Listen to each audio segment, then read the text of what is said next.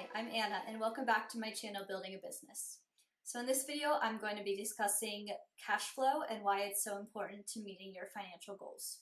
You may have heard of the phrase cash is king. This phrase is pretty self-explanatory, and I'm sure there have been instances in your life where having the cash or not having the cash you need made a significant impact on your life. If you feel like you need more money, you need to make more money, right? If that's true, then why are there so many people that make 6 figures or even 7 figures and yet are living paycheck to paycheck and don't have enough money to support themselves if an emergency comes up or if they lose their job suddenly? Well, that paradox is exactly why people have been turning from the phrase cash is king to the new phrase cash flow is king. So what is cash flow? Investopedia.com defines cash flow as the net amount of cash and cash equivalents being transferred into and out of a business. In this case, substitute a business with your bank account, and I think you can see why it's so powerful. Making a lot of money is not the key. The key is to make a lot more money than you spend. So let's take a look at a simple example to prove the point. We are going to follow the bank account of 2 individuals for a year. The first individual makes $2,000 a month and starts the year off with 0 savings in their account. The other person makes $4,000 per month and starts off with $1,000 of savings. On the surface, person 2 clearly has the better situation, but that's just focusing on the cash going in, which is only one side of the cash flow equation. We also have to look at the money going out. Person 1 spends an average of $1,800 per month, leaving them with a monthly cash flow of $2,000 minus $1,800, or simply $200 per month. Now, person 2 makes a lot more money, but they also spend a lot more. Person 2 spends $3,900 per month, leaving them with an average monthly cash flow of $4,000 minus $3,900, or $100 per month. The cash flow for both individuals is a positive cash flow, as in they make more money than they spend each month. It's also possible to have a negative cash flow. Say, for example, person 2 spends $4,100 per month. Then their cash flow would be $4,000 minus $4,100, or negative $100 per month. This is a negative cash flow and something you should definitely avoid because it isn't sustainable. Okay, so now let's look at the individual's bank balances over the year in question. Person 2 starts out the year ahead with $1,000 compared to person 1's $0. After the first month, person 1 has a net savings of $200 because they spend $200 less than they make. By the same logic, person 2 has a net savings after the first month of $100.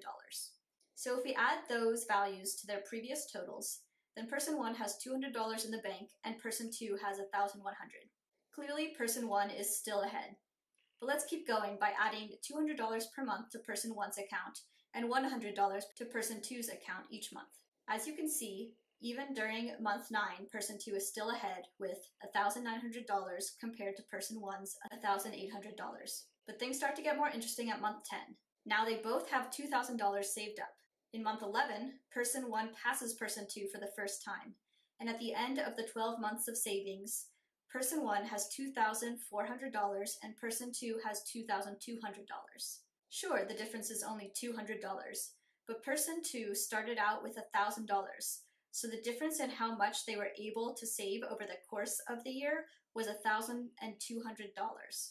And if you continued this trend for 10 years, person 1 would have an account balance of $24,000, while person 2 would only have $13,000. So despite person 2 having more cash, as in having a larger monthly income and having more in the bank to begin with, it's actually person 1 who ends up ahead in this situation. So this example illustrates why your long-term financial success is dependent on your cash flow as opposed to your cash. Now, that being said, I fully understand that having a larger income makes it a lot easier in general to have a larger cash flow. But my point is to look at both sides of the equation. If you're feeling stuck in terms of how much money you make because you either don't want to leave a job you really love or you simply can't make more money without going back to school, then focus instead on how much money you spend. Do you need to go out to eat every lunch while you're at work? Could you carpool or take public transportation to work to save both your money but also the environment?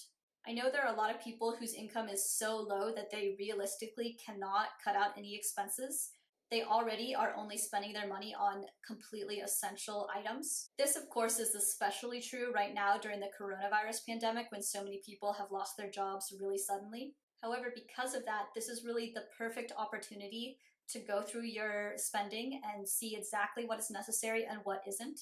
Now, does this mean getting rid of every single expenditure that isn't necessary?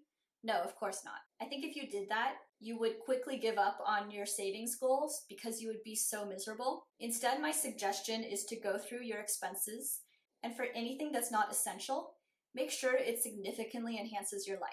Does your Netflix subscription significantly enhance your life? Or does it just keep you from working on that side hustle you've always dreamed of starting? Only you can decide that, and it's not for me or for anyone else to judge your decisions. However, the important part is to make that decision.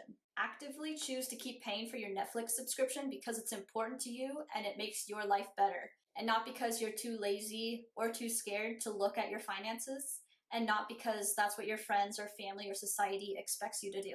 Thank you so much for watching. I hope you enjoyed this video. If you did, please like it below and subscribe to see all my other videos. Through the end of June, I will be posting a video every Thursday and Sunday, and starting in July, I'll be posting once a week.